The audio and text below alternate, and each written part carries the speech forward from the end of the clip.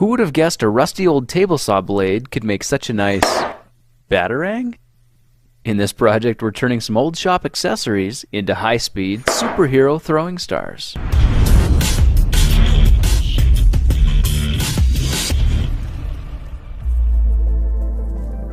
After changing out this 10-inch saw blade, I wondered what could be done with the old one.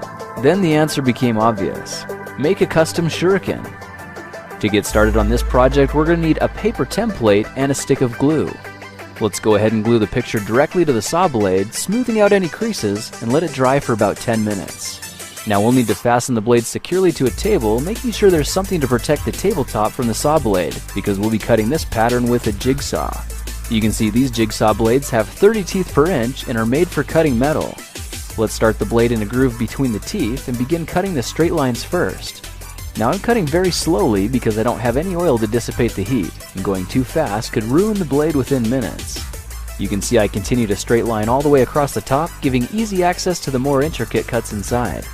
The tight curves are going to take a lot of time and patience, but with some persistence you should end up with something like this, although it does look a little rough around the edges. To fix that, let's gather up a couple of half-round metal files. I'm going to use my bench vise to hold the batarang for better leverage, and here you can see it definitely looks terrible. But let's go ahead anyway and use the flat side of the small file to begin grinding down the sharp points. The contours can be worked with the rounded edge, and after a few minutes you can already start to see a noticeable improvement.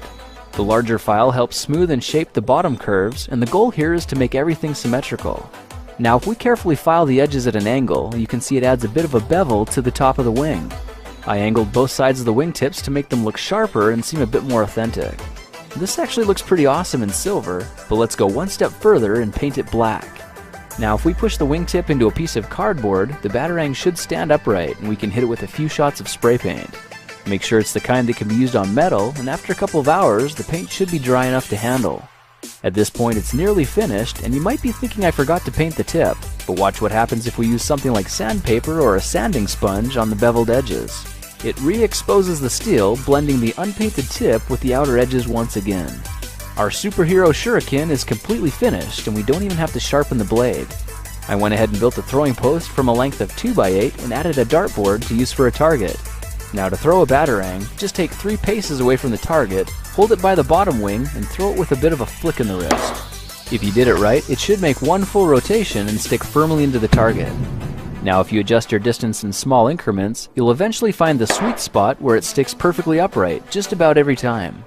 A distance of 3 steps equals 1 full rotation, so from 6 paces it should spin twice. Now it's important to be safe when handling these things, and they should be treated with the same respect as a throwing knife or a throwing star. You can see that after 2 hours of practicing, my target took an incredible beating because these are the real deal. Using this method, I was able to make 5 batarangs from the one saw blade, and you can see I made each one a little bit different. Well, now you know how to turn rusty old saw blades into a collection of custom superhero throwing stars. Just remember to be safe and never throw them at people or property. That's it for now. If you like this project, perhaps you'll like some of my others. Check them out at thekingofrandom.com. Hey guys, I just wanted to thank you for watching my video and for giving me your support. I want to let you know that I really feel that. I notice when you like, I notice when you comment, I notice the little things that you do to show your support as fans. And it makes a huge difference to me because I'm balancing a family and work and other things to try and make these videos for you. So thank you for being a part of this community and giving me excitement and motivation for doing these projects. And I also want to thank Opinion Outpost. They're a company who sponsored this video and made it possible for me to bring you these videos for free.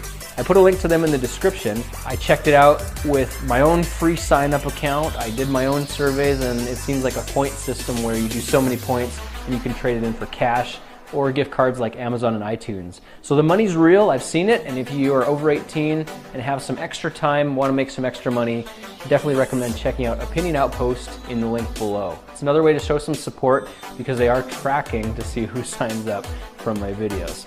So maybe they'll sponsor me again. Anyway, thanks again for being here. Thanks for being part of my community. And I'm going to try and do more appearances like this at the end of my videos because I don't feel like I really get a chance to talk to you. I am going to be reading the comments, so if you have any questions, let me know down below. And in the meantime, let me know where you're from. I'd love to know where in the world you're watching from. So let me know in the comments below where you are right now. Thanks again, and feel free to pick another video off to the side here. I've got plenty more things to watch. I'll see you next time.